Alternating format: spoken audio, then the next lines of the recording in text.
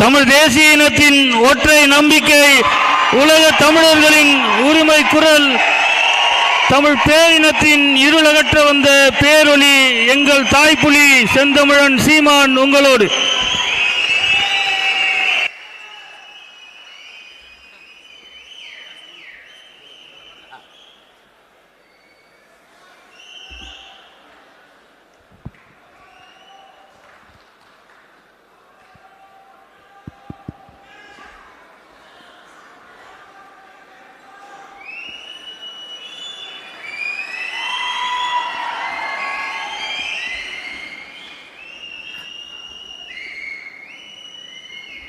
என்னுடைய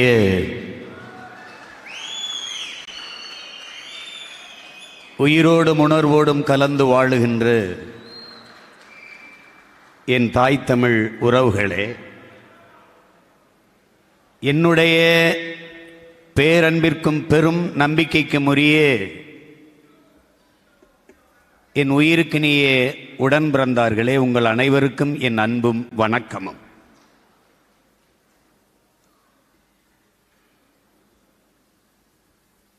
இந்த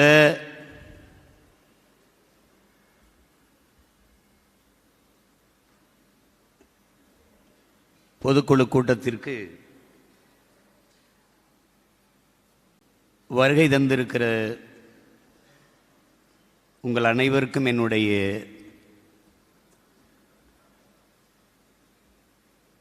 நன்றி.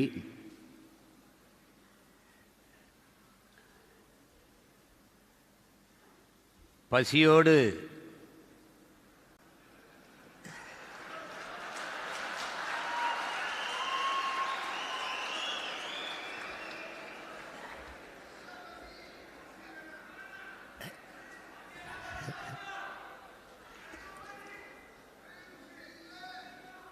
நாம் பசித்து இருக்க வேண்டும். ஏனென்றால் உண்டு விட்டால் உறங்கி விடுவோம். அதற்காகவாவது நாம் பசித்திருக்க வேண்டும். நாம் இப்போது பசித்திருப்பது என் தங்கைகளே, தம்பிகளே, பேரன்பு மிக்க பெற்றோர்களே, ஆன்றோர்களே, சான்றோர்களே, நிரந்தரமாக நம் இன மக்களின் பசியை போக்குவதற்கென்பதை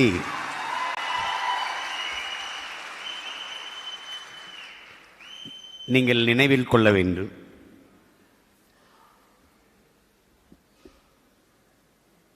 இங்கே முன்ன எப்போதும் இல்லாது புதிதாக ஒன்றை நீங்கள் பார்ப்பீர்கள். இந்த படம் அதற்கு முன்பு 3 சொம்பு, இது திராவிட செம்பு இல்லை, இது தமிழ் தேசிய பிள்ளைகளுக்கு சத்தியம் தரக்கூடிய தெம்பு. இது மேலே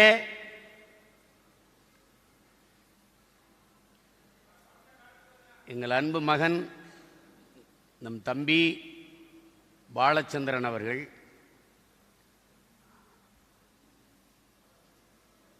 எப்படி இருந்தவன் சிங்கள இராணுவ பிடியில் சிக்கவில்லை, சிக்க வைக்கப்பட்டான். அவன் அவர்கள் கொடுத்த அந்த இன்சுவை கட்டியை ஒன்று கொண்டு எங்கோ ஒரு இலக்கை நோக்கி வெறித்து பார்க்கிற படம். அது உங்களைத்தான் பார்க்கிறான் என்பதை நீங்கள் நினைவில் கொள்ள வேண்டும்.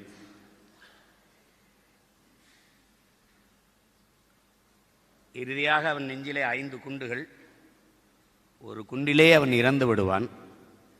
ஒரு பிஞ்சு பாலகன் அவன் நெஞ்சிலே 5 குண்டுகளை பாய்ச்சுகிற அளவிற்கு அவர்களுக்கு வன்மமும் வெறியும் இருந்திருக்கிறது என்பதை நீங்கள் புரிந்து கொள்ள வேண்டும்.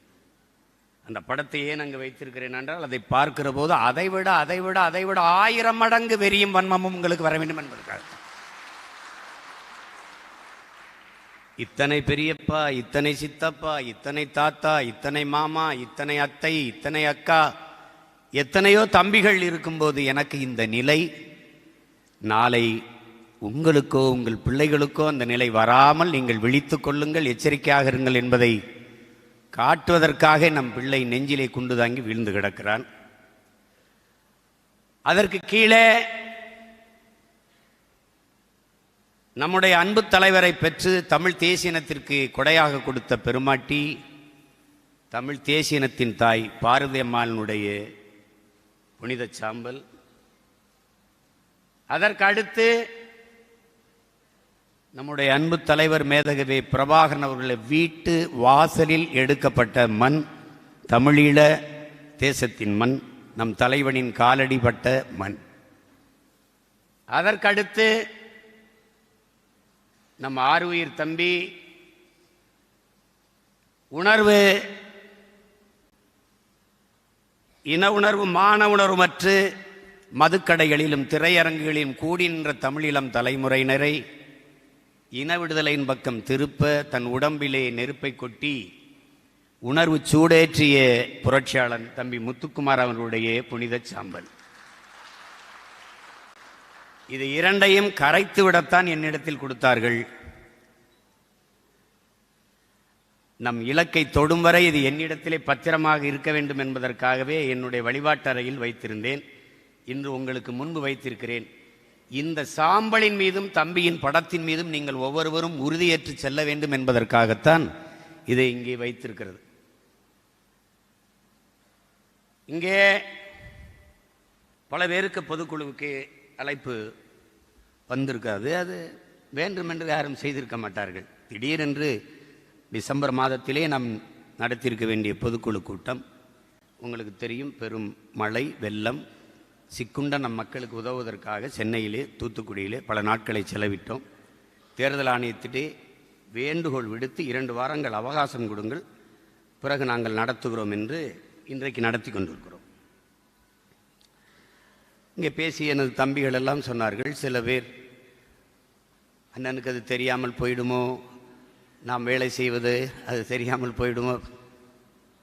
நீங்கள் யாரும் கருத வேண்டாம். நான் ஒரு வேளாண் குடிமகன். நான் எண்ணற்ற செடிகளை நட்டிருக்கிறேன், விதைத்திருக்கிறேன். எந்த செடி செழிப்பாக வளர்கிறதோ அதுக்கு நான் வைத்த உரமும் தண்ணீரும் அல்ல காரணம், அந்த செடியின் வேர்தான் காரணம் என்பதை நான் நன்கு அறிவேன். என்னை பார்க்கிறீர்கள், என் முகம் உங்களுக்கு தெரிகிறது, என் கை கால்கள் எல்லாம் உங்களுக்கு தெரிகிறது, என் உடல் தெரிகிறது. என்னை முழுமையாக இயக்கிக் கொண்டிருக்கிற என் மூளையும் இதயமும் உங்களுக்கு தெரியாது. அதுபோல இந்த புரட்சிகர அரசியல் இயக்கத்தை இயக்குபவர்கள் யார் என்பது எனக்கு தெரியும். என் மூளையும் இதயமும் யார் என்பதும் எனக்கு தெரியும்.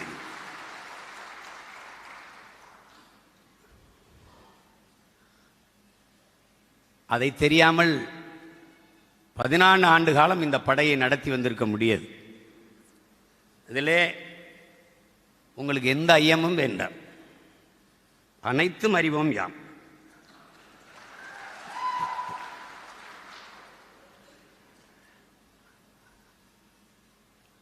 அதனால் அழைப்பு வந்தவர்கள்தான் கட்சிக்கு முக்கியமானவர்கள், அழைப்பு வராதவர்களாம் வேண்டாதவர்கள் என்ற எண்ணத்தை வீசிவிடுங்கள்.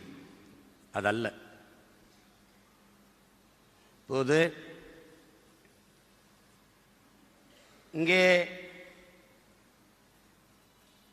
பேசிய நம் தம்பிகள் எல்லாம் குறிப்பிட்டார்கள். நம்மை விமர்சிப்பவர்கள், ஏசுபவர்கள், பேசுபவர்களுக்கெல்லாம் நீங்கள் அதிக முக்கியத்துவம் கொடுக்க வேண்டிய அவசியமில்லை. விமர்சனங்களை தாங்க முடியாதவன் விரும்பியதை அடைய முடியாது. அவதூறுகளை கடந்து செல்ல முடியாதவன் அற்ப வெற்றியை கூட தொட முடியாது. இது தத்துவ நிலைப்பாடு, கோட்பாடு. இவ்வளவுதான்.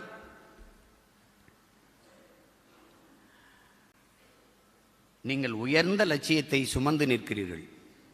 நீங்கள் ஒவ்வொருவரும் புரட்சியாளர்கள் என்கிற பெருமிதமும் திமிரும் உங்களுக்கு இருக்க வேண்டும்.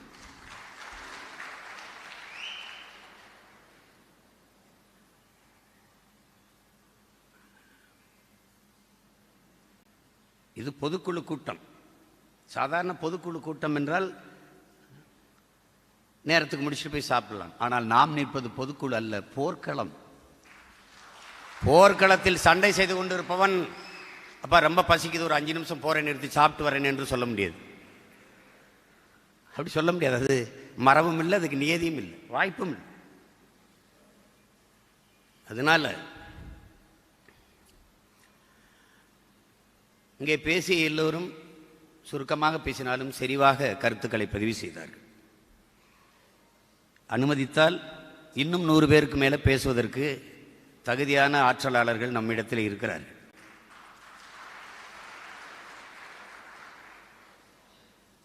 இதுவரை எத்தனையோ தேர்தல்களை நாம் எதிர்கொண்டிருந்தாலும் நாம் எதிர்கொள்ள இருக்கிற 24 தேர்தலும் 26 தேர்தலும் நாம் தமிழர் கட்சிக்கு அல்ல, தமிழ் பேரினத்திற்கே மிக முதன்மையான அவசியமான ஒரு தேர்தல்.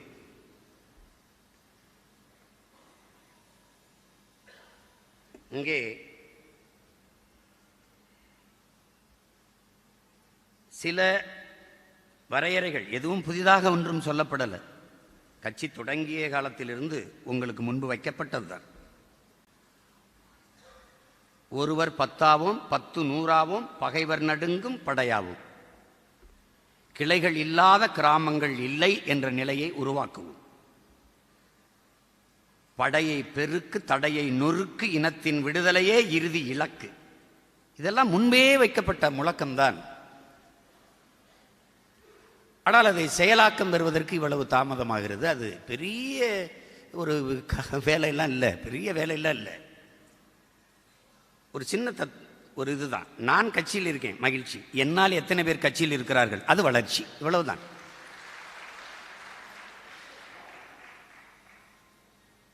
எவரி பூத் 10 யூத் என்பது இப்போது இல்லை, முன்பிருந்தே சொல்லிக் கொண்டு வருவது. அந்த வரைமுறையை பின்பற்றி அரவிந்த் கெஜ்ரிவால் வென்றது டெல்லியிலே உங்களுக்கு தெரியும். ஒரு வாக்ககம் 10 முகவர்கள் என்றில்லாத ஒரு வாக்ககத்திற்கு ஒரு கிளை, ஒரு கிளைக்கு குறைந்தது 8 10 உறுப்பினர்கள். ஒருவர் அவர் இன்னொருவரை இணைப்பது, அந்த ஒருவர் இன்னொருவரை இணைப்பது, அந்த ஒருவர் இன்னொருவரை இணைப்பது. எத்தனை ஆயிரம் பேரை இணைத்திருக்கலாம்.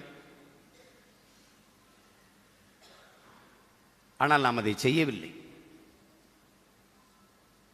ஆனால் இனி செய்யாமல் இருந்தால் நான் அதை விடப்போவதில்லை. நீங்கள் செய்துதான் ஆக வேண்டும். இதுவரை நீங்கள் அமைப்பை கட்டளை, இனி உறுதியாக கட்டுகிறீர்கள். இது அண்ணனின் கட்டளை.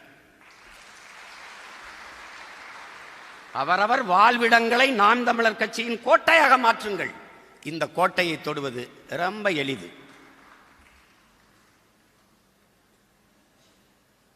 என் அன்பு உடன் பிறந்தார்களுக்கு, என் உயிருக்கிணையே என் சொந்தங்களுக்கு நான் சொல்லுவேன், நேர்மறை சிந்தனைகளை வளர்த்து கொள்ளுங்கள். உங்களின் ஆற்றலை விட 2 மடங்கு ஆற்றலை இதை பெருக்கித் தருங்கிறார். நாம் ஏன் இந்தி ஒழிக என்று முழக்கமிடணும்? தமிழ் வாழ்க. இன்னொருவன் தாய்மொழியை ஒழிப்பதல்ல என் வேலை.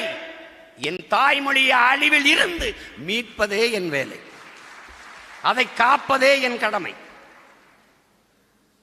அப்படிதான் நீங்க யோசிக்கணும். திராவிடம் ஒழிக அதல்ல என் கோட்பாடு, என் கொள்கை. தமிழ் தேசியம் எழுக வெல்க அதான் எங்க கோட்பாடு.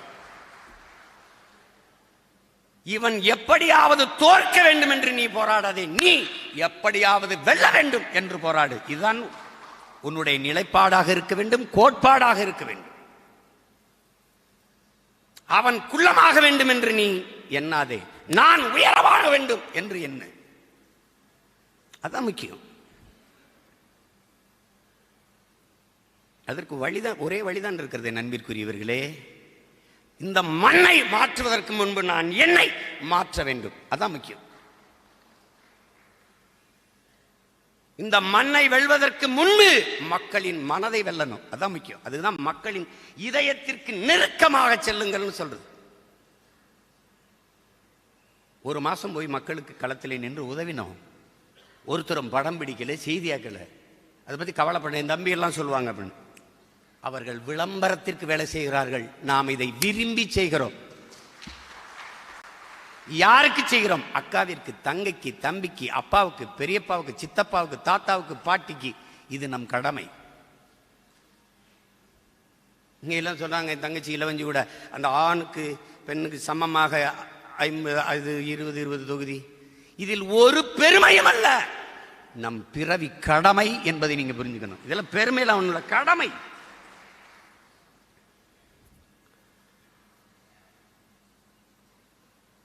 அதன் வழியிலே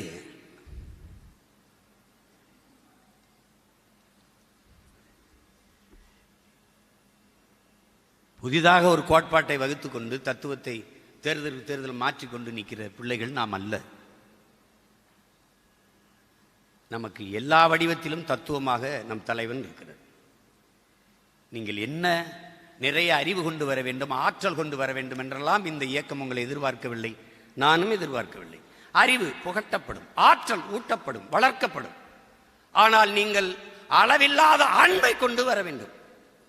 ஏனால் பேரன்பு கொண்டு எவன் வருகிறானோ அவன்தான் இந்த இயக்கத்தில் முன்னிற்க முடியும். தாயின் அன்பை விட பேரன்பு கொண்டவன் எவனோ அவன்தான் நாம் தமிழர் கட்சியின் முதன்மை தளபதியாக வர தகுதியை பெறுவான். அண்டை அயலானுக்கும் அன்பு காட்டு என்கிறார் நபிகள் நாயகம். நீ அண்டை அயலானுக்கெல்லாம் அன்பு காட்ட வேண்டாம், உடன் பிறந்தவனே உன் அருகில் இருக்கிற இடத்தில் காட்டு.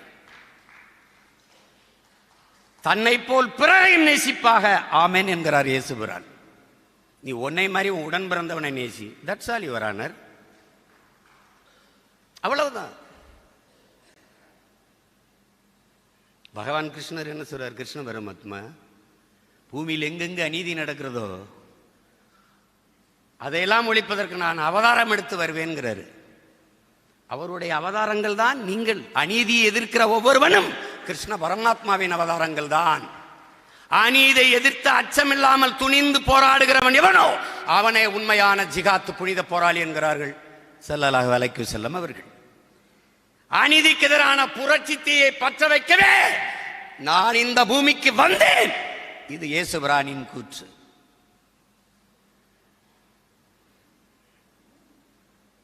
எப்படி பார்த்தாலும் உலகில் மானுட சமூக மாற்றத்திற்கு வந்த சிந்தனையாளன், புரட்சியாளன் எல்லோரும் ஒரே தடத்தில், ஒரே தத்துவ நிலைப்பாட்டில் தான் நின்றிருப்பார்கள். அதுக்கு சொல்லிட்டே போகலாம்.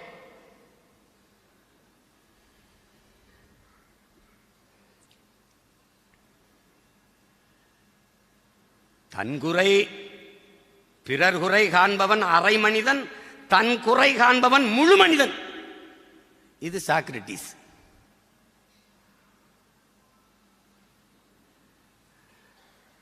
அதையே நம்முடைய பாட்டனார் வள்ளுவ பெருமகனார் ஏதிலார் குற்றம் போல் தம் குற்றம் காண்கிற்கு பின் தீதுண்டோ மண்ணும் உயிருக்குங்கிறது. எது ஒன்றையும் நமது முன்னவர்கள் நமக்கு வைத்துவிட்டு செல்ல தவறவில்லை, நாம் அதை பயன்படுத்திக் கொள்ளவில்லை.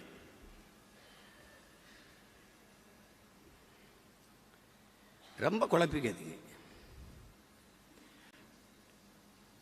நம்மளை எப்படி பயங்காட்டுவாங்க? அதெல்லாம் பெரிய கட்சி, இந்த கட்சிகளை எப்படி நீங்க வெல்லுவீங்க, கூட்டணி போகாம எப்படி வெல்லுவீங்க அப்படி. இவ்வளவு காலம் பொறுத்திருந்தீங்களே, இன்னும் 2 ஆண்டுகள் பொறுத்திருங்க, எப்படி வெல்லுவோம்னு நாங்க. சீமா இவன்லாம் ஒரு ஆளா? இப்ப இவனும் ஒரு ஆளு. இப்ப தெரியுது இல்ல? கொஞ்ச நாள் கழிச்சு இவன் தாங்க ஆளு. அது வரும். எங்கள் கனவு ஒன் ஆஃப் தி பார்ட்டி அல்ல, நம்பர் 1 பார்ட்டி. அதான் எங்க கனவு. சும்மா கூட்டணி வை கீட்டணி வை அப்படின்னு.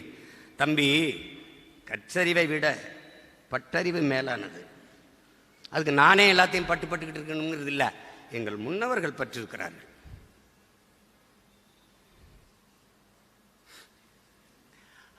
கோயிலில் அடிக்கல்ல இருக்குல்ல, இந்த கல் கோயிலுக்குள்ள சிலையா இருக்குல்ல, அந்த சிலையாக மாறி இருக்கிற கல்லை பார்த்து கேட்குது, நானும் நீனும் ஒரே இடத்துல தான் பிறந்தோம், ஒரே இதுல இருந்தா எடுத்தாங்க. ஆனா என்னை எல்லாரும் கீழே போட்டு மிதிச்சு போறான், உன்னைய மட்டும் விழுந்து கும்பிடுறானே ஏன்? நீ ஒரு அடி அடிச்சவன 2ஆ பிளந்து கீழே விழுந்துட்டாடா, அதனால படிக்கல ஆயிட்ட. நான் பாத்தியா, இந்த கண்ணுக்கு 1000 அடி, இந்த கண்ணுக்கு 1000 அடி, மூக்குக்கு 3000 அடி, கைக்கு காலுக்கு பலாயிரக்கணக்கான அடி, உடம்புக்கு லட்சக்கணக்கான அடி, பல அடிகளை தாங்கியதாலேயே, அவ்வளவு வழிகளையும் காயத்தையும் தாங்கியதாலேயே மக்கள் என்னை கைகூப்பி வணங்குறான்னு. புண்பட்டவன் பண்படுவான். தம்பி, ஒரு சூட்டு கம்பியை வச்சு மூங்கிலை துளைக்கும் போது அந்த வலியை தாங்காத மூங்கில் புல்லாங்குழல் ஆகாது ராஜா, ஆகாது.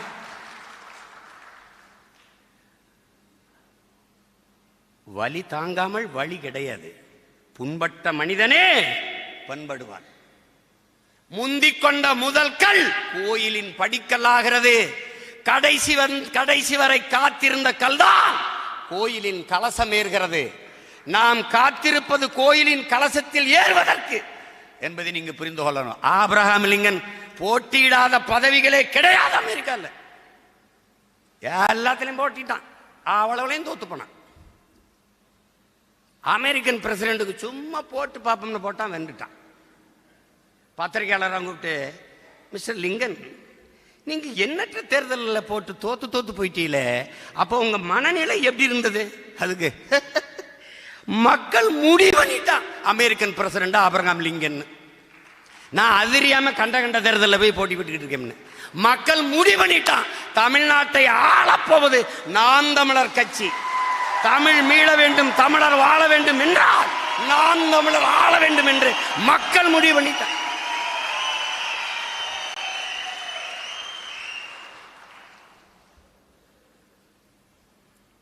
அதெல்லாம் குழப்பிக்காத. ஆல்வாயிடுச்சுன்னு சொல்றேன்ல, நான் எதற்கும் பயப்படுறதில்லை, அச்சப்படுறதில்லை, கலங்குறதில்லை. ஏன்? நான் 100 முறை வென்று வென்று வென்று ஒரு முறை தோற்றவன் அல்ல, 1000 முறை தோற்று ஒரு முறை வென்றவன். எளிதில் வெல்பவனின் இதயம் மலரினும் மெல்லிதாக இருக்கும்.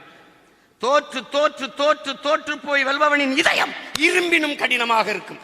உங்கள் இதயம் என் அன்பு உடன் பிறந்தார்களே இரும்பினும் கடினமாக இருக்கும். தோல்வி வெற்றி நம்மை சிரித்து மகிழ வைக்கும், தோல்வி சிந்தித்து வெல்ல வைக்கும். நாம் வெல்லுவோம், வெல்லுவோம், நம்பிக்கையோடு. இவ்வளவு தூரம் வரும் நீ நினைச்சிய? நான் இந்த வேலையை செய்யும் என்னை பெத்த தாய் தந்தர் நினைச்சானா, எனக்கு கற்பித்த ஆசிரியர் நினைச்சானா, இங்க கூடியிருக்கிறாரா நினைச்சீங்களா? அல்ல நானாவது நினைச்சானா? இல்ல, காலம் கையளித்தது செய்யறோம். இன்னும் உங்க அப்பா முதலமைச்சரா? யாரோ ஆரம்பிச்ச கட்சியை பறிச்சுட்டு வந்தியா? கொடி சின்ன ஆட்சியோட வந்தியா? சாதியை சொன்னியா? மதத்தை சொன்னியா? என்ன சொல்லு? லட்சக்கணக்கான கோடிகளை கொள்ளையடிச்சு பதுக்கி ஒதுக்கி வச்சிருந்தது பாதுகாக்க பதவிக்கு வரணும்னு வந்தியா? இல்ல இல்ல, நீ தாயின் கருவறையில் பிறந்தவன் அல்ல, உன் இனத்தின் கல்லறையில் பிறந்தவன். நீ லட்சக்கணக்கான இனத்தின் பிணத்திலே நீ பிரசவிக்கப்பட்டாய். நீ தாயின் தாளாட்டில் வளர்ந்தவன் அல்ல, உன் இனத்தின் ஒப்பாரியிலும் ஓலத்திலும் பிறந்தவன் வளர்ந்தவன். நீ அழிவின் விளிம்பில் நிற்கிறாய். விழித்துக் கொள்ளவென்றால் சுத்தமா முடிஞ்சிடும். விடுதலையின் முதல் படி விழிப்புணர்வு என்கிறார் தலைவர். கத்துக்கு.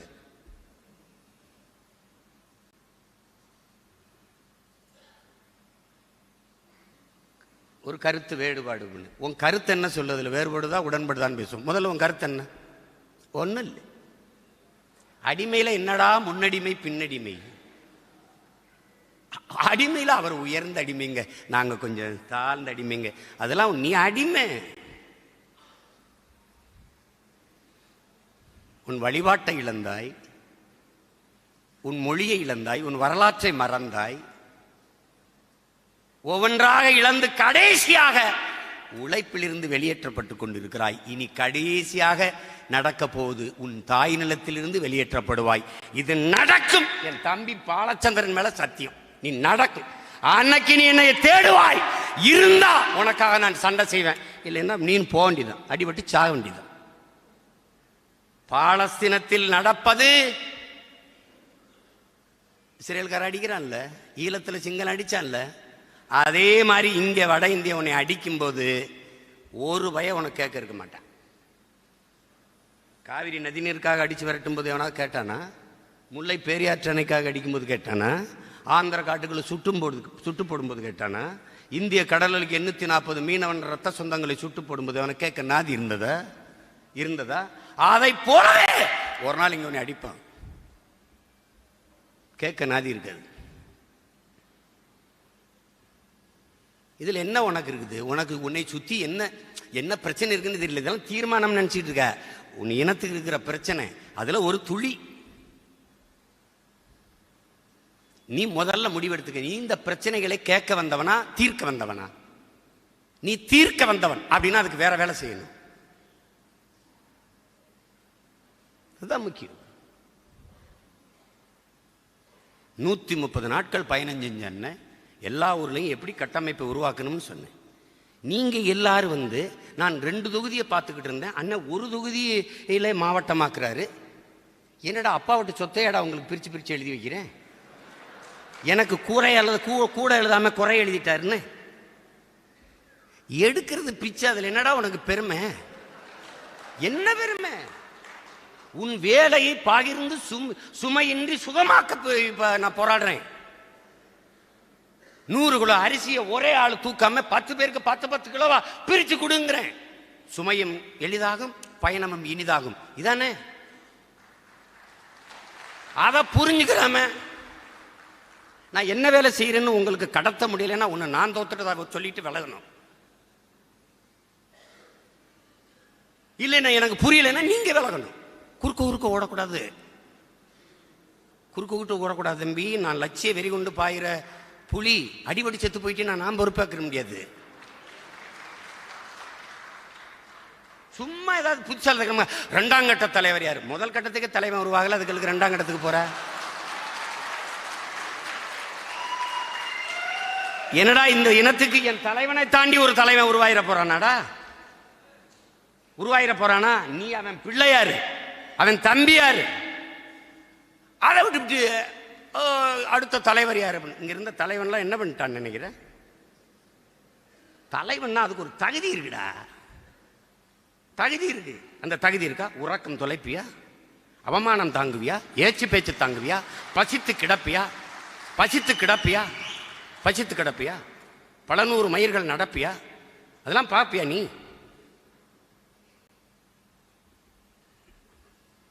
இது 2 மணிக்கு அண்ணே ஏன தூங்கல? தூக்க வரல?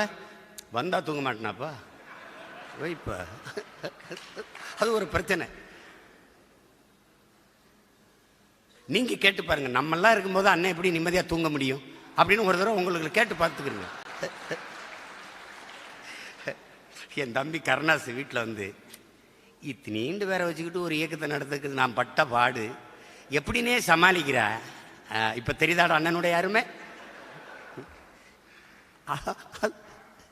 அதெல்லாம் தம்பி தொடங்குவது எளிது தம்பி, தொடர்வது ரொம்ப கடினம் தம்பி. ஒரே ஒரு கோட்பாடு தான் தம்பி, நீ நல்ல நோக்கத்தை கொண்டிரு, அது உன்னை வழி நடத்திருங்கிறான். நீ ஆக சிறந்த நோக்கத்தை கொண்டிருக்கிற, அது உன்னை வழி நடத்தும்.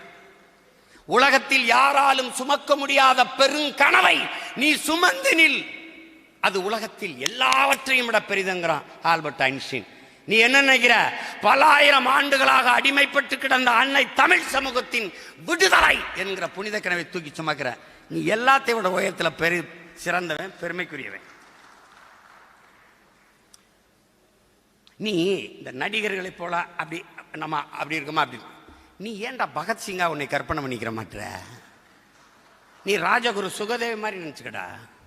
நீ அண்ணன் திலீபன் மாதிரி போ, அண்ணன் தமிழ்ச்செல்வன் மாதிரி போ, அப்படி கற்பனை பண்ணு. தம்பி முத்துக்குமார் போற அப்படி தன்னலமற்ற ஒரு ஈக அப்படி போ. சும்மா போட்டு ஒரு படம் பார்க்க மாட்ட. அதுல எப்படி முடி வச்சிருக்கான், அதுல எப்படி தாடியை வச்சிருக்கான், அதுல எப்படி சட்டை போட்டிருக்கான். அவன் உச்சக்கட்ட காட்சியில் செத்து போறான், நீ உயிரோடு இருக்கிய. அது வெங்கால அவர் இல்லைன்னா நான் எப்படிங்க கட்சியில் இருப்பேன் அப்படின்னு. அவன் அடுத்த வாரம் செத்துருவான், நீ அடுத்த நாள் செத்துறியா? அது சேட்டை. கட்சி வேற கொண்ட லட்சியம் வேறு இல்லை தம்பி. தம்பி இங்க பாருங்க, இறந்து போனவன் இந்த பாருங்க, மூச்சை நிறுத்தியவன் மட்டும் இறந்து போனவன் அல்ல, முயற்சியை நிறுத்தியவனும் இறந்து போனவன் தான்.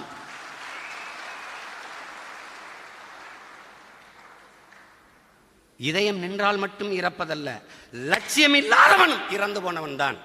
ஒவ்வொரு மனிதனுக்கும் ஒரு லட்சியம் இருக்கணும். உனக்கு என்ன லட்சியம் சொல்லு. உனக்கு பிடித்த நடிகரின் முதல் படம், பிடித்த நடிகரின் படம் வரும்போது முதல் காட்சி பார்ப்பதான் ஒரு லட்சியம்னா திரையரங்கு வாசல்லே தீ குடிச்சு செத்துப்போம்.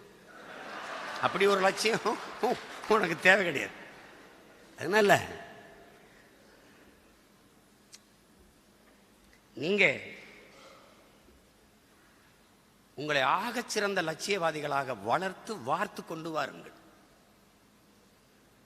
நீங்கள் மாபெரும் புரட்சியாளர்கள். நீங்க ஒரு தடவை தனியா இருக்கும்போது யோசிச்சு பாருங்களேன், எந்த பின்புலத்தில்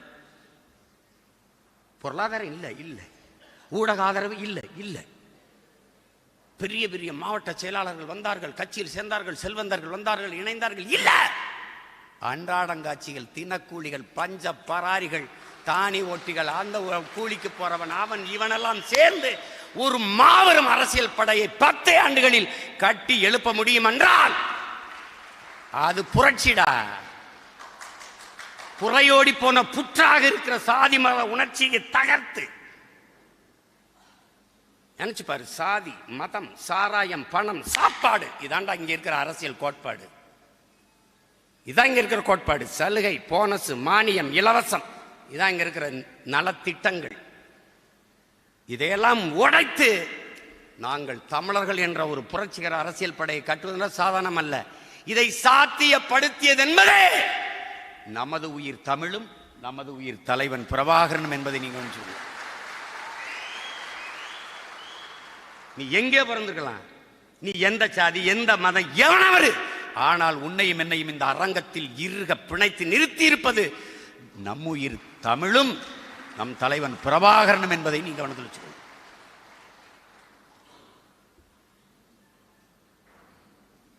நான் சொல்ல விரும்புவது உங்களுக்கு ஒண்ணுதான். எங்க அண்ணன் என்னை அடமானம் வைக்க மாட்டான். அவன் கடைசி வரை நல்வழி நடத்தி போய் இந்த இலக்கை தொடுவான் என்ற நம்பிக்கை இருந்தால் என்னோடு வா. இல்லை அப்படி ஓரமா நின்று வேடிக்கை பார், குறுக்க குறுக்க ஓடாத, அது தவறு. நம்பிக்கை இருந்தா வரல போ. யாரும் உன்னை காலையில காலை பிடிச்சி இழுக்கலையே, என்னை கூப்பிடல அப்படின்னு. அப்படி எல்லாரும் மொத்த பேர் வந்து மேலதாளத்தோடு வந்து வெத்தலை வாக்கு வச்சு கூப்பிடட்டுமா? எனக்கு பொதுக்குழுக்கு அழைப்பு இல்லை, எனக்கும் தான் அழைப்பு இல்லை, நான் போகவா இருக்குவான்னு கேட்டேன். கட்சி உங்க கட்சி, வர வேண்டியது உங்க கடமை. பொதுக்குழு இங்க வந்ததுனால கட்சி வளர போதா? இல்ல, நோ, நெவர்.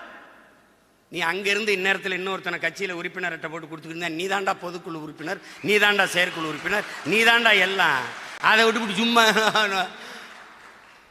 எங்கூட படம் எடுக்கிறதுல காட்டுற ஆர்வத்தை படையை கட்டுவதில் காட்டுங்க, நம்ம வென்றலாம். நீ என்ன செய்ய, ஏய் அண்ணன் கூட படம் எடுத்துக்க பாரு, இப்படி அண்ணன் கூட நீனு ஒரு படம் எடுக்கலாம் கட்சியில், சரியா? அப்படி சேர்த்து கொண்டா. இவங்க சொல்றதெல்லாம் சும்மா. அண்ணனை உள்ள விட மாட்டீங்க, படம் எடுக்கிறே. ஒரு நாளைக்கு 5000 பேரோட படம் எடுக்கிறேன்டா. ஒரு தடவை இப்படி எடுக்கிற, தோல் மேல கை அப்படி ஒன்று எடுக்கிற, அண்ணன் ஒரு செல்ஃபின்னு எடுத்துக்கிற. என்ன நீ என்னடா ஒரு ஆளாவாட நடத்துற, பொம்மை மாதிரி தானடா நடத்துற, இப்படி போன்ற அப்படி போன்ற. என்னை பாதுகாப்பா கொண்டு வரோம்ல, உங்ககிட்ட இருந்து என்னைய பாதுகாக்க நான் படுற பாடு பெரும்பாடா இருக்கு. அப்படியே வரும்போது செருப்பு மிதிச்சுக்கிறான், அப்படி தடுமாறி போட்டுக்கிறது. அது ரப்பர் செருப்பு போட்டா பிஞ்சுக்கிறது. பார்த்தா தள்ளிப்போ தள்ளிப்போ, அண்ணனுக்கு பின்னாடி வேணும், அவன் தான் மிதிச்சுக்கிட்டு இருக்கான்.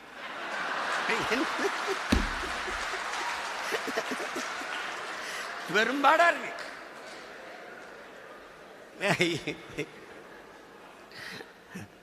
அதாவது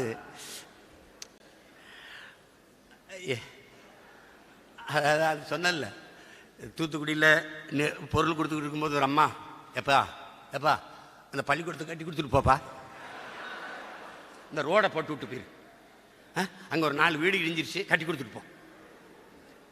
அம்மா நான் முதலமைச்சர் இல்லை, நான் வந்து உங்க மகன், உங்களுக்கு உதவுவதற்கு வந்திருக்கேன். இருக்கட்டும்பா, நீ இதெல்லாம் பண்ணி கொடுத்துட்டு போ. அந்த ஆத்தாவுக்கு நான் மகனா பிறந்திருக்கேங்கிறத நீ மனசில் வச்சுக்க. இதுதான் நம்ம நிலைமை, இதுதான் நம்ம மக்களினுடைய நிலைமை.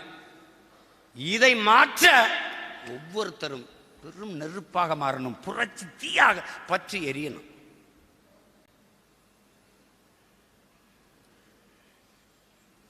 இது அது ரொம்ப முக்கியம். அப்புறம் பல இதில் இது நடக்க தான் செய்யும், இதெல்லாம் ஒன்றும் செய்ய முடியாது. இப்போ அண்ணன் 1000 பேர் 1000 ரூபா வேலை திட்டம்னு சோர்ந்துட்டேன். அது நடக்க போகிறதுலேயும் எனக்கே தெரிஞ்சிருது. அவ்வப்போது கேட்டு பிச்சை எடுத்து வண்டி ஓட்டிக்கலாம் அப்படின்ட்டு ஒன்றுமே கிடையாது. ஒரு 1000 பேர் நம்ம ஒரு 1000 ரூபாய் கொடுக்குறது என்பது பெரிய தொகை இல்லை. கட்சியில் ஒரு 1000 பேர் மாதம் மாதம் வங்கியில் போட்டுறேன்னா ஒரு தொகை, பெரிய தொகை இல்லை. ஒவ்வொன்றுக்கும் நம்ம அப்படி கெஞ்ச வேண்டியது. பொதுக்குழுவா, அடுத்து என்ன, அதுக்கு ஒரு பொங்கல் விழாவா, அது இப்படி ஒவ்வொன்றுக்கும் நான் ரொம்ப கஷ்டமாயிடும், திணற வேண்டியது. இதுக்கிட்ட நமக்கு அறிவுரை சொல்கிறவங்க, நீங்கள் இப்படி இதுக்கு ஒரு போராட்டம் பண்ணிங்கன்னா, ஐயா ஒரு போராட்டம்னா 5 லட்ச ரூபா தேவைப்படுதுங்கய்யா, அதுக்கு சுவர் ஒட்டி ஒட்ட வேண்டியது இருக்குதுயா, அதுக்கு மேடை போட வேண்டியது இருக்குங்கய்யா அப்படின்னு. நானும் ரொம்ப இது என்னென்னா, எங்கிருந்தோ சீமானுக்கு காசு வருதுங்கன்றான். எங்கிருந்து காசு வருது, எங்கிருந்தோ வருதுங்கிறத கண்டுபிடிச்சிடறான். ஆனால் அது எங்கிருந்து வருதுன்னு அவனுக்கு தெரியல. எங்கிருந்தோ வருது. நீங்க இப்படி ஒரு கேள்வியை கேட்டு பாருங்களேன். நம்மளை விமர்சிக்கிறாங்கல்ல, எதற்கு விமர்சிக்கிறாங்க? 10 வருஷம் ஆட்சி ஆண்டமா, முறையற்ற நிர்வாகமா, ஊழல் லஞ்சத்தில் ஊறி திளைத்தமா, வளங்களை சுரண்டி கொளுத்து பெருத்தமா? ஒன்றும் கிடையாது, ஒன்றும் கிடையாது. பிறகு எதுக்காக நம்மளை விமர்சிக்கணும், திட்டணும்? வந்துட்டானா அவன் வென்றுட்டான், நம்மளை கொண்டுட்டான், அது அவனுக்கு தெரியுது. அவனை விட்டுறாத, அவனை விட்டுறாத, அவனை விட்டுறாத. திராவிடர்களின் நிலைப்பாடு, பிஜேபி வந்தால் கூட வரட்டும், ஆனால் நாம் தமிழர் கட்சி வந்துடக்கூடாது. ரொம்ப நாளா பீட்டிங் பீட்டிங். அதுதான் என் தம்பி கார்த்திகை எவன்டா பீட்டிம்னு ஒரு புத்தகம் எழுதியிருக்கான். இப்ப நான் பிரதமரை சந்திச்சா சங்கி, அப்பா அம்மையனும் ஒரே நாள சந்திச்சா அது ஜிங்கியா? என்னது அதுக்கு பேரு? என்ன தேவை செய்யறது? திடீர்னு நெய்தல் மீட்சி இயக்கம். நான் நெய்தல் படை கட்டும் சொன்னால், ஏன் நெய்தல் படைக்கு உங்க மீட்சி இயக்கத்துக்கு என்ன வேறுபாடு வச்சிருக்கீங்க? என்ன வேறுபாடு வச்சிருக்கீங்க? நான் நெய்தல் படை கட்டுவது என்பது எனக்கு, என் இனத்திற்கு, என் மக்களுக்கு பாதுகாப்புக்கு. நீங்கள் நெய்தல் மீட்சி அப்படின்னா, நெய்தல் மீட்சின்னா எப்படி? தமிழ் மீட்சின்னு நாங்கள் வச்சிருக்கோம். ஏன்னா என் மொழி அழிஞ்சிருச்சு. தமிழ் மீட்சியே தமிழர் எழுச்சி. எங்க தாத்தா தேவனையப்பாவனர் தமிழ் மீட்சி வரணும்டா. ஆமா, ஏன்னா என் தாய்மொழி இல்லை, சிதைந்து அழிந்து கொண்டிருக்கு, அதை மீட்சி வைக்கணும். நாங்கள் தமிழ் மீட்சி பாசறை வச்சிருக்கோம். சரி, நீங்க நெய்தல் மீட்சி இயக்கம் அப்படின்னா, நெய்தல் அடமான வச்சிருக்கீங்களா? இங்கேயும் என் கடலை எங்க அடமான வச்சிருக்கீங்களா? மீட்க போறீங்க. அதுவும் உலக வங்கியின் நிதி உதவியோடு தமிழ் மீட்சி, நெய்தல் மீட்சி இயக்கம். உலக வங்கியின் உதவியோடு நான் எப்படி? உலக வங்கியில் கடன் வாங்க வேண்டியது, அவன் சொல்றவனுக்கு மீன் பிடிக்க விட்டுட்டு என்னை வெளியேற்ற வேண்டியது. நிலத்தை விச்சாத்து இப்ப கடலை விற்க போறாங்க என்றது எதுவுமே நடக்க போறதில்லை. இவங்க தேவையில்லாம பதட்டம் அடைஞ்சுக்கிறாங்க. பரந்தூர்ல விமான நிலையம் கட்ட போறான், சிப்காட்டுக்கு நிலம் எடுக்க போறான். நான் உயிரோட இருக்கிற வரைக்கும் ஒரு படி மண்ணை கூட நீ தொட முடியாது, ஒரு செங்கலை கூட ஒண்ணு முடியாது.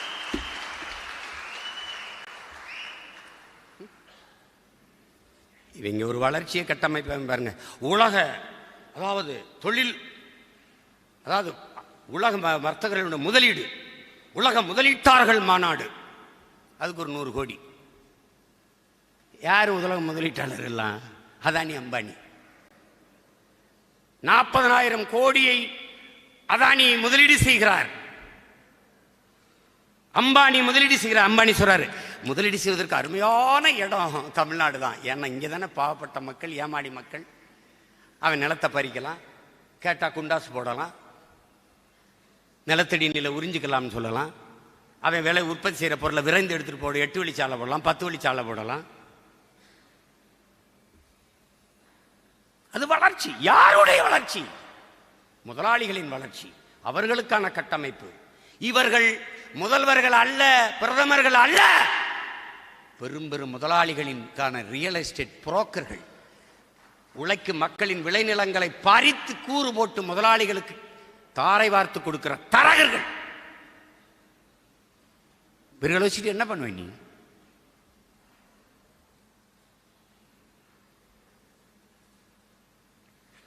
அதெல்லாம் விடு. படையின் வலிமை இல்லாமல் வெல்ல முடியாது.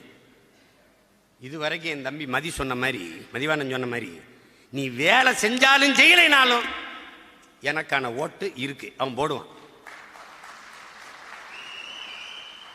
போட்டிருக்கானா இல்லையா? தஞ்சாவூரில் ஒருத்தன் இல்லை, ஒரு கிராமத்தில் ஒருத்தனும் கிடையாது, ஒரு கொடியும் கிடையாது, ஒருத்தனும் கிடையாது. 750 ஓட்டு போட்டிருக்கானா இல்லையா? என் தம்பி மணி சிந்தலுக்கு 750 ஓட்டு ஒரு கிராமத்தில். சபாநாயகர் அப்பாவை அவர்கள் இருக்கிறாங்கல்ல, அவர்கள் சொந்த கிராமத்தில், ராதாபுரத்தில் சொந்த கிராமத்தில் அவரை விட நாம் தமிழர் கட்சிக்கு 40 வாக்கு அதிகம்.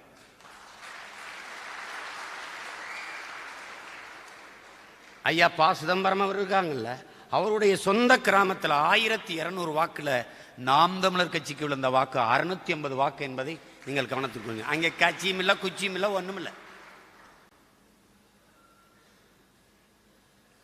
ஸ்டீவன் ஹாக்கிங்ஸ் சொல்றாருல, எல்லா கண்டங்களையும் கிரகங்களையும் ஆய்வு செய்து நாம் போய் பார்த்தா எங்குமே கடவுள் இல்லைடான்.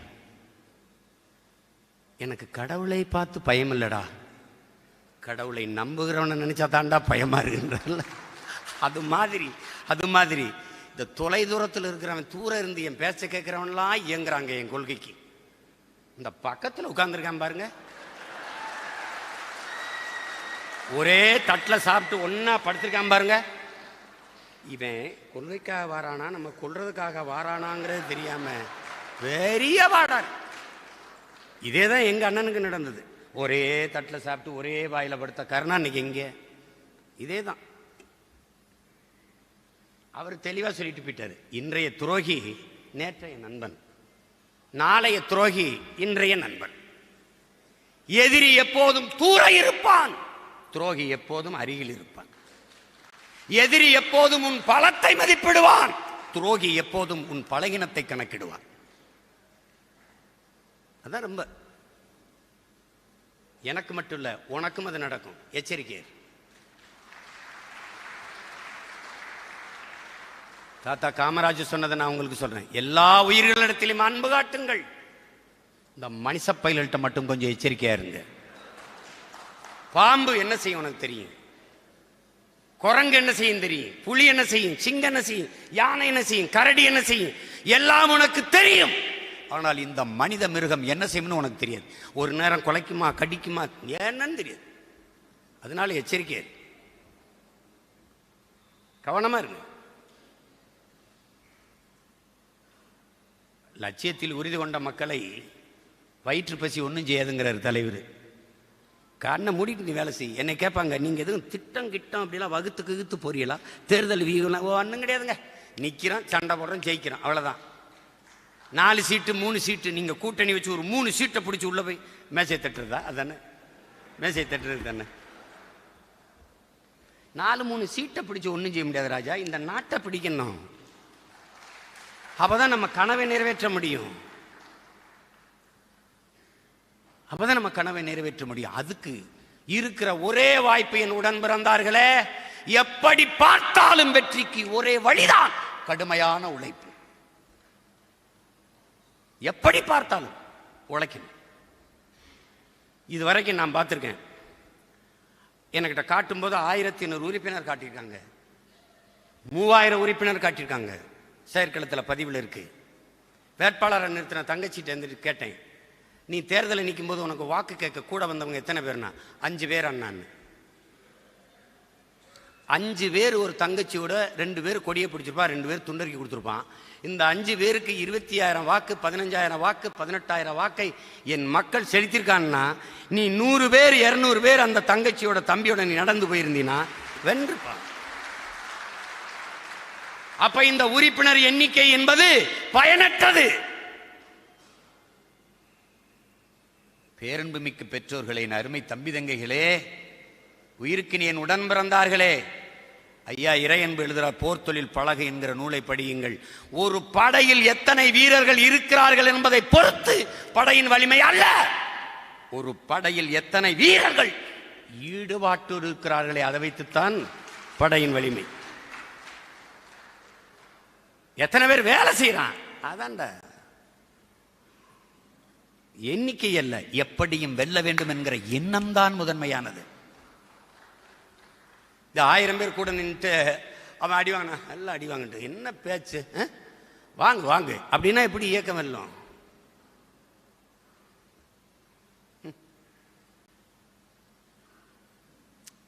அண்ணன் இவ்வளவு திமிரோடும் இவ்வளவு இதாக நிற்கிறது காரணம் என்ன? எனக்கு பின்னாடி நீங்க இத்தனை லட்சம் பேர் இருக்கிறீங்களா? இல்ல, அத்தனை லட்சம் தம்பி தங்கைகளுக்கு முன்னாடி நான் நிக்கிறேங்கிற திமிரு தான் எனக்கு. ஏன்னா உங்களுக்கு ஒரு சிக்கல், உங்களுக்கு ஒரு பிரச்சனைனா என்னைய தொட்டு என்னைய தாண்டித்தான் உங்ககிட்ட வரணும். சும்மா அப்படியே தம்பி காலியை தூக்கட்டும், அதே வேலையை நானும் செய்வேன்ல. ஒரு காலிக்கு 1000 பேரை தூக்குவேன்ல தம்பி. ஒவ்வொரு வினைக்கும் எதிர்வினை இருக்கு தம்பி, ஒவ்வொரு வினைக்கும் எதிர்வினை இருக்கு. நியூட்டனின் விதி அதுதானே, கட்டாயம் நடக்கும். எல்லாருக்கும் சொல்றேன், இருக்கிற இடம் நிரந்தரம்னு ஆடாதீங்க.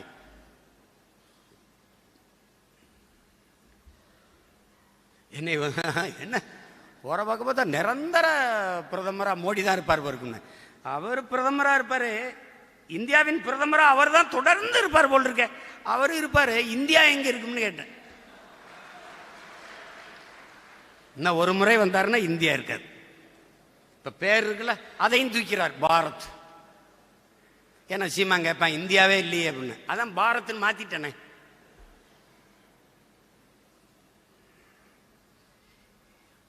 ஏறக்குறைய எல்லாம் முடிஞ்சிட்டு, உங்களுக்காவது கடை வச்சுட்டு இருக்கு, வேற நாட்டுக்கு தப்பிச்சாது போக முடியும். நான் எங்கேயும் போக முடியாது, இங்கேயும் அடிபட்டு சாக வேண்டியதுதான். அதனால ஏதோ என் அன்பு தம்பிதங்கள், என் தங்கைகளை கடுமையா உழைங்க. எல்லாருக்கும் உரிய மரியாதையை, எல்லாருக்கும் உரிய பொறுப்பை இந்த கட்சி சமமாக சரியாக கொடுத்துருது. ஆனால் அந்த மதிப்பையும் உழைப்பையும் இந்த கட்சிக்கு நீங்கள் கொடுத்திருக்கிறீர்களா என்று மனச்சான்றை தொட்டு நீங்கள் சிந்திச்சு பாருங்கள்.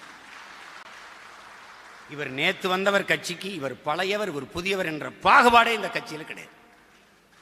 கட்சியில் வேணா எனக்கு பக்கத்தில் இருக்கிற பொறுப்பாளர் கவனிச்சிருக்கலாம், ஆனால் எனக்குள் எந்த காலத்திலையும் கிடையாது, எந்த காலத்திலையும் கிடையாது.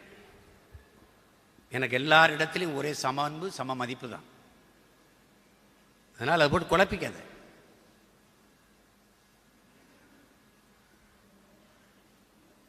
நம்ம யாரோடும் கூட்டணி வைக்க முடியாது. நாம் மாற்று என்று வந்திருக்கிறோம். எந்த கட்சி அந்த கட்சியின் அரசியல், எந்த கட்சி அந்த கட்சியின் ஆட்சி, இதிலிருந்து எந்த கட்சியிலிருந்து மாற்று? இந்த கட்சி, இந்த அரசியல், இந்த ஆட்சி, இதிலிருந்து தான் மாற்றுக்கு நாம் வந்திருக்கிறோம். திருப்பி அவர்களோட கூட்டணி வைத்தால் அது மாற்றல்ல, பெருத்த ஏமாற்றாக மாறிவிடும். நம் முன்னவர்கள் செய்த பிழை. கடைசிக்கு நமக்கு சான்றாக இருப்பவர் ஐயா, மதிப்பிற்குரிய ஐயா விஜயகாந்த் அவர்கள் 10.5 விழுக்காடு வாக்கை வைத்திருந்தார். அதற்கு பிறகு வந்த கட்சிகளில் 7 விழுக்காடு வாக்கை வைத்து பெரிய கட்சியாக இருக்கிற கட்சி நாம் தமிழர் கட்சி தான்.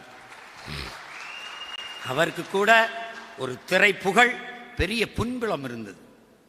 பல செல்வந்தர்கள் அவர் கட்சியில் இணைந்து, பல பெரும் தலைவர்கள் அவரோடு இணைந்து வலிமை பிடித்தார்கள். நமக்கு அப்படி இல்லை. ஆனால் நம்ம 7 விழுக்காடு வாக்கை தொட்டு இன்னைக்கு இருக்கிறதில் திமுக, அதிமுக அடுத்து அதிக வாக்கை வைத்திருக்கிற, வாக்கு வங்கியை வைத்திருக்கிற கட்சி நாம் தான். ஆனால் நாம் கூட்டணி வைத்தால் 0.55 போயிடும்.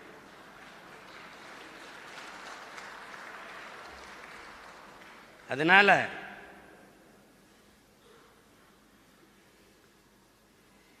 இப்படியே நின்னா உங்க கேடர்ஸ், உங்க தம்பி தங்கையெல்லாம் சோர்ந்து போயிட மாட்டார்களா? அவன் லட்சியத்திற்கு நிற்கிறவங்க, அவன் வெற்றி தோல்வியை பற்றி கவலைப்பட மாட்டான். நாங்கள் யாரோ வைத்த மரத்தில் எங்களுக்கு ஒரு பழம் விழும் என்று பல்லை விலக்கி கொண்டு காத்திருக்கவில்லை. நாங்கள் இன்னொரு தலைமுறைக்கு மரம் நட்டு வளர்க்கிறோம். நாங்கள் பறிக்கவில்லை என்றால் எங்கள் பிள்ளைகள் பறிப்பார்கள். மரங்கள் கூட வேருக்கு நன்றி செலுத்த அதன் வேரிலே பூவை கொட்டி நன்றி செலுத்துகிறது. எங்கள் அண்ணன் பழனிபாபா சொன்னது போல, ஒரு தலைமுறை என்னை புதைத்த இடத்தில் தோண்டி என் எலும்பு கூட இழுத்து வைத்து நன்றி செலுத்தும்டாங்கிறார். அப்படி எங்களுக்கு பின்பு வரக்கூடிய தலைமுறை எங்களுக்கு நன்றி செலுத்தும். கண்ணீரை எங்கள் கல்லறையில் கொட்டி நன்றி செலுத்தும். எந்த பிரதிபலனும் இல்லாது உழைத்தவர்கள் எங்கள் முன்னவர்கள் என்று நாங்கள் செலுத்துகிறோம். மொழிக்காக, இனத்திற்காக, நிலத்தின் உரிமைக்காக, எல்லை காப்புக்காக உயிர் நீத்த எங்கள் வீரர்களை நாங்கள் எங்கள் கண்ணீரால் நனைத்து வணக்கம் செலுத்துவது போல ஒரு தலைமுறை செலுத்தும். உழவர் பெருங்குடி மக்கள், அவர்களின் பிள்ளைகள் நாம். நிலத்திலே அவரையை வெட்டி போடுகிறோம், கொழிஞ்சியை வெட்டி போடுகிறோம், உழுகிறோம். இதெல்லாம் உயிர் தானே, இதெல்லாம் செடி தானே. எதற்கு அழித்து நிலத்தில் உரமாக போட்டீர்கள்? இன்னொரு செடி நன்றாக வளர வேண்டும், வாழ வேண்டும் என்பதற்காக. நீங்கள் அடுத்த தலைமுறை பிள்ளைகள் நன்றாக வாழ வேண்டும், வளர வேண்டும் என்பதற்காக உரமாக இருந்து விட்டு போங்கள். ஒன்றும் கிடையாது. இங்கே வென்றால் மகிழ்ச்சி, அதான் சொன்னேன். தோற்றால் பயிற்சி, தொடரும் எங்கள் முயற்சி. இதுதான் நாம் தமிழர் கட்சியின் புரட்சி. வெல்ல முடியாது அப்படின்னு மட்டும் நினைக்காத. வெல்ல முடியாத படை என்ற ஒன்றே உலக வரலாற்றில் இருந்ததாக செய்தி இல்லை. இந்த படையை வெல்லவே முடியல, அவர் கடைசி வரைக்கும் வென்றுகிட்டே இருந்தார். அப்படிலாம் ஒன்றும் கிடையாது. திமுக அடுத்து நம்ம தான் நிரந்தரமா அப்படின்னு எங்க பார்த்தாலும் ஐயா கருணாநிதி பேரு. கருணாநிதி கழிப்பிடம், கருணாநிதி குடிப்பிடம், ரெண்டு தான் வைக்கல. அதை நான் பொதுக்குழு வாயிலாக முன்மொழிகிறேன். அதற்கும் நீங்க வைத்து விடுங்கள். என்னது ஜல்லிக்கட்டுக்கு அவங்க ஏற்கனவே இருக்க மாநாட்சி விளையாட்டு திடல் எல்லாம் அவங்க அப்பா பேரு ஏற்கனவே வேற வேற பேர்ல இருந்து டக்கு டக்குன்னு ஓட்டிட்டாங்க. நம்ம வீட்டில் தாத்தா இல்லை பெரியப்பா அப்பாலாம் வயசாகி ரொம்ப உடல்நிலை சரியில்லை, கொஞ்சம் நாளைக்கு தான் இருப்பாங்க, நல்லபடியாக நல்லது உள்ளது செஞ்சு கொடுத்து பார்த்துக்கிறங்கம்பாங்க மருத்துவர்கள். அப்போ நம்ம என்ன செய்வோம்? அதெல்லாம் யோசிக்காதீங்க, இருக்கிற வரை மகிழ்ச்சியாக இருக்கட்டும், என்ன அவர் கேட்குற வரை செஞ்சு கொடுங்க, நல்லா சந்தோஷமாக சாப்பிட்டு சாகட்டும். அப்படித்தான் நாம என்ன நினைக்கிறீங்களோ செஞ்சுட்டு போங்க.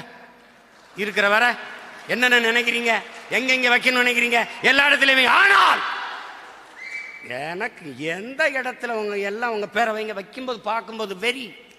என்னுடைய அலைபேசியில் என் அண்ணன் படம், என் நெஞ்சில் அணிகிறதுலாம் எங்கள் அண்ணன் படம், என் மொழி, என் இறை, என்னுடைய இது எல்லாரும் திரும்ப நமக்கு இந்த பக்கம் பார்த்தா எங்கள் அண்ணன் படம், இந்த பக்கம் பார்த்தா எங்கள் அண்ணன் படம். எதுக்கு?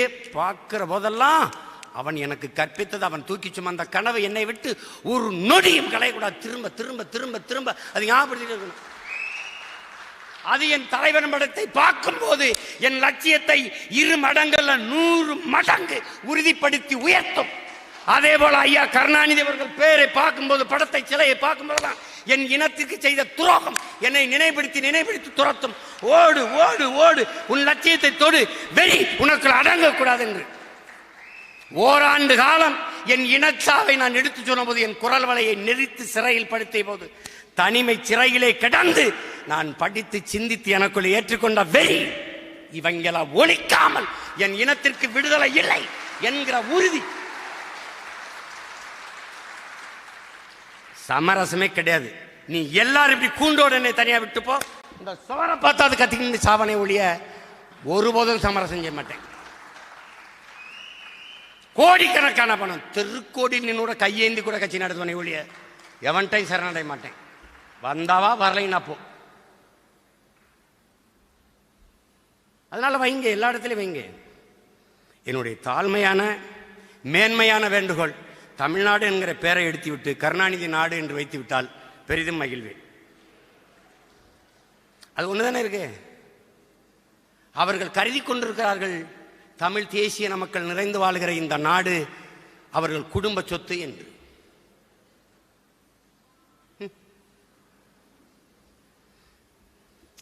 நீ புலம்பாத, உன்னால முடியாது, அதெல்லாம் நம்ம என்ன செய்ய முடியும் அப்படிலாம் நினைக்காத.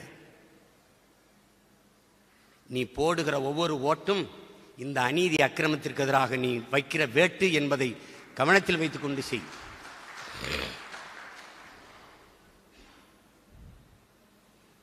பத்தவை அன்னை இத்தனை லட்சம் மெழுகுவர்த்திகளை பத்த வச்சிருக்கல, இவ்வளவு விளக்குகளை ஏற்றிருக்கல, நீ இன்னொரு விளக்குல பத்தவை, நீ இன்னொரு விளக்குல பத்தவை, நீ இன்னொரு விளக்கு பத்தவை, அடங்கா பெருநெருப்பாக பற்றி எரியுங்கள். அவ்வளவுதான். இவதான் புரட்சி. போட்டு குழப்பிக்காத. இந்த நம்ம கேட்போம், உங்க பிரதம வேட்பாளர் யார் அப்படின்னு. 10 ஆண்டு காலம் மன்மோகன் சிங் ஆண்டு, 10 ஆண்டு காலம் ஐயா மோடி ஆண்டு. ஒரு நன்மை சொல்றா தமிழ் பேரினத்திற்கு, ஒன்னு சொல்றான், ஒன்னு சொல்லு, நான் பிரதமர் வேட்பாளர் தேடுறேன். ஒன்றும் கிடையாது. அப்புறம் எனக்கு எதுக்கு பிரதமர்?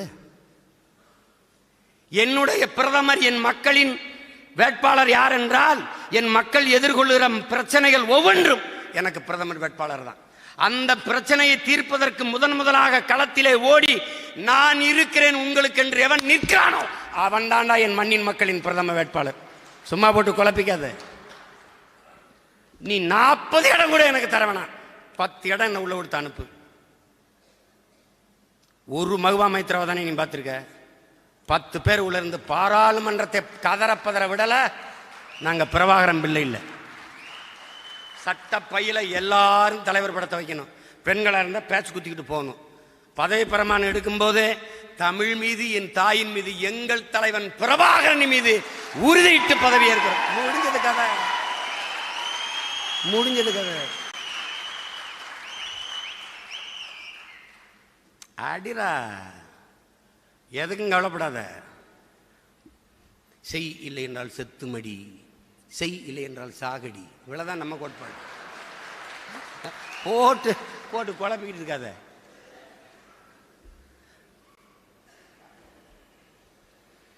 இதெல்லாம் சும்மா எதையாவது பேசிட்டு இருக்கு.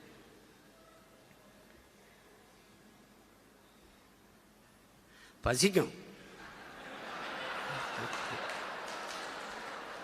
என்னடா அண்ணன் தெம்பான்னு, ஏன்னா நான் சாப்பிடல, 10 நாளா சோறை திங்கல. அது பழகிடுச்சு. நான் சித்தர் மாதிரி காத்த குடிச்சிட்டு வாழ பழகிட்டேன்.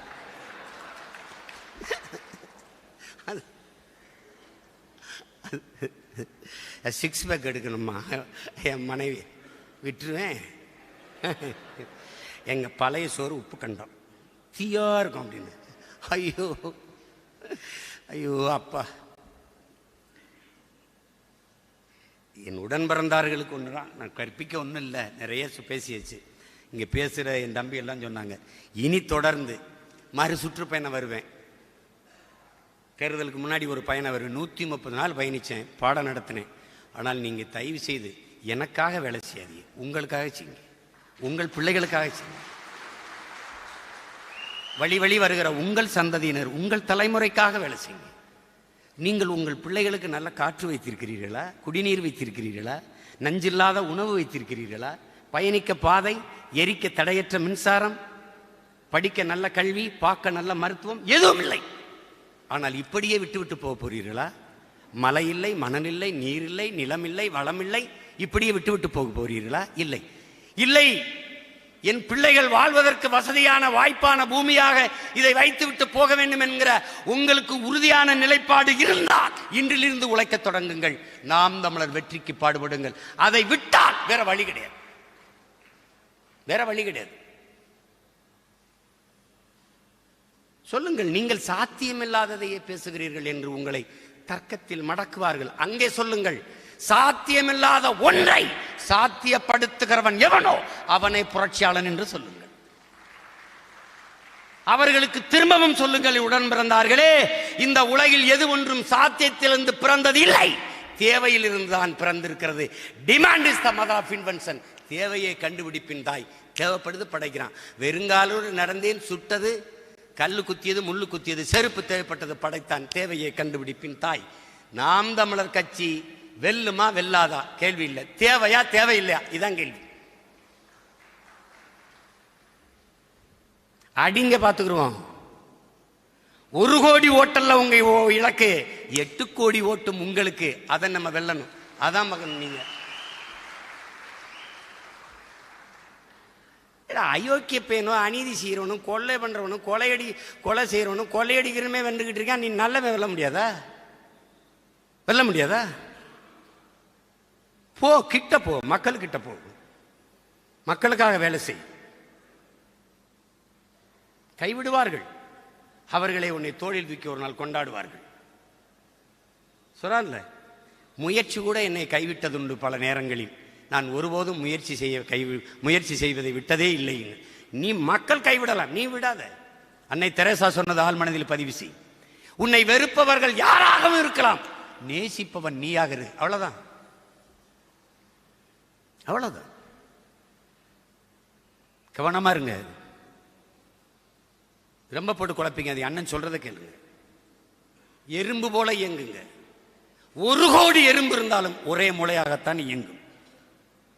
அதுதான் விடுதலை புலிகள். பல்லாயிரக்கணக்கான புலிகள் மறவர்கள் இருந்தாலும் ஒரே மூளையாய் இயங்கினார்கள். தலைவனுடைய மூளைக்கு அத்தனை வீரர்களும் சேர்ந்து இயங்கினார்கள். அண்ணன் தவறா உங்களை வழிநடத்தி விடுவேன் என்று நினைத்தால் அந்த நொடி வெளியேறிடுங்க. இல்ல, எங்க அண்ணன் சரியா வழிநடத்தி கொண்டு போய் இந்த கப்பலை கரை சேர்ப்பான் என்றால் என்னோட ஏறிவா. அவ்வளவுதான். வேட்பாளரா யாரை நிறுத்துவார்? யாரை நிறுத்தினாலும் வேலை செய்வேன். இந்த முடிவுக்கு நீ வந்துடணும். என் தங்கச்சி காளியம்மா இப்படி சொல்ல, அங்கிருந்து வடசென்னையில் எப்படி இருந்து நின்னாங்க, அப்ப திருவாரூர்ல இருந்து சென்னையில் வந்து இப்படி கருணாநிதி நின்னாங்க, எப்படி நின்னாங்க? அதை கேட்க மாட்டீங்க. இங்க எல்லாம் நின்னா தோத்து போயிருந்தா திருப்பி போய் திருவாரூர்ல நிக்கிறது. ஏன் எம்ஜிஆர் ஜெயலலிதா நீங்க என்ன எங்கிருந்து வந்து எங்க நாட்டில் நிக்கிறீங்க கேட்கல? அது ஏன்டா எங்க கிட்ட மட்டும் கேட்குறியே? இது ஏன் நாடுறா? ஒவ்வொரு வீடும் என் வீடு, இது என் நாடு, என் தாய் நிலம், என் மண். அந்த உரிமையோடும் உணர்வோடும் தான் எங்கேயும் போட்டிடுறோம்.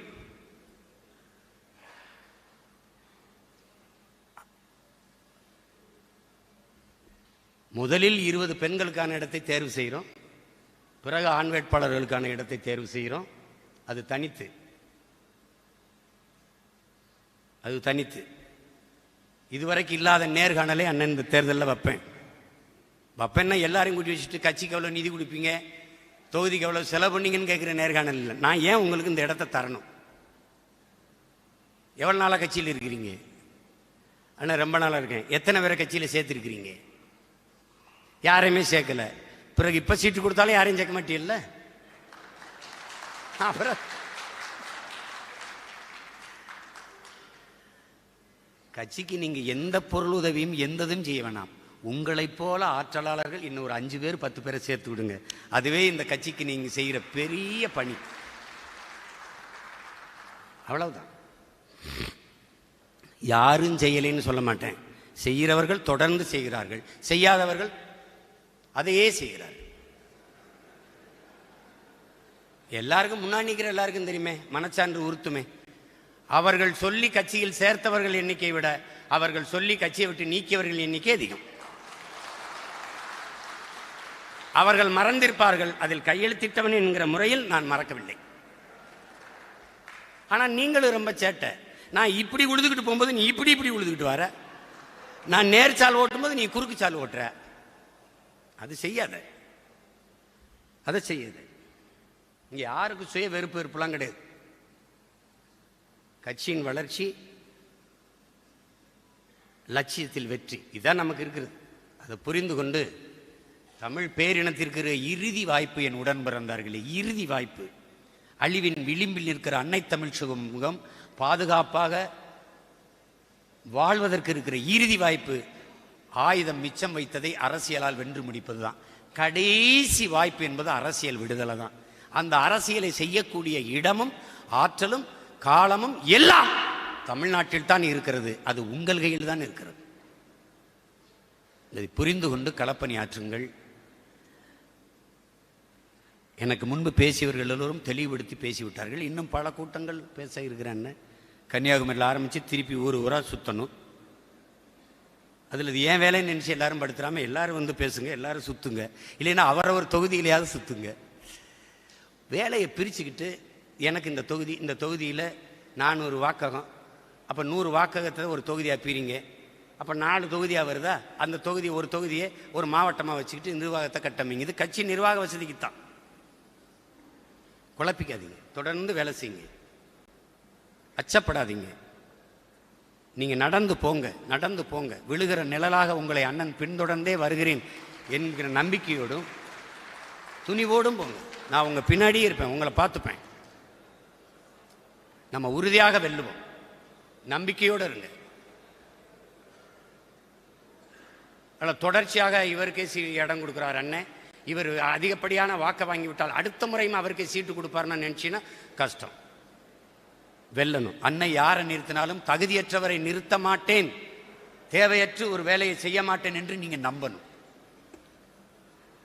அதான் என் அன்பு பிள்ளைகளுக்கு நான் சொல்லுவது, நாம் உறுதியாக வெல்லுவோம். இதை உறக்க உலகிற்கு சொல்லுவோம். புரட்சி எப்போதும் வெல்லும். நாளை நமது வெற்றி அதை சொல்லும். சிங்கத்தின் குகைக்குள் சிறுநரிக்கு இடம் கொடுத்தோம், செந்தமிழ் நாட்டின் உரிமை இழந்தோம். பொங்கும் உணர்வில் எழுந்தமிழ் அரசு போர் தொடங்கிட்டு கொட்டடா முரசு. கவனத்தில் வைத்து வேலை செய்யுங்கள். இனம் ஒன்றாவும் இலக்கை வென்றாவும். இலக்கு ஒன்றுதான், இனத்தின் விடுதலை. தமிழ்தாய் வாழ்க, தலைவர் பிரபாகரன் வாழ்க, நாம் தமிழர்.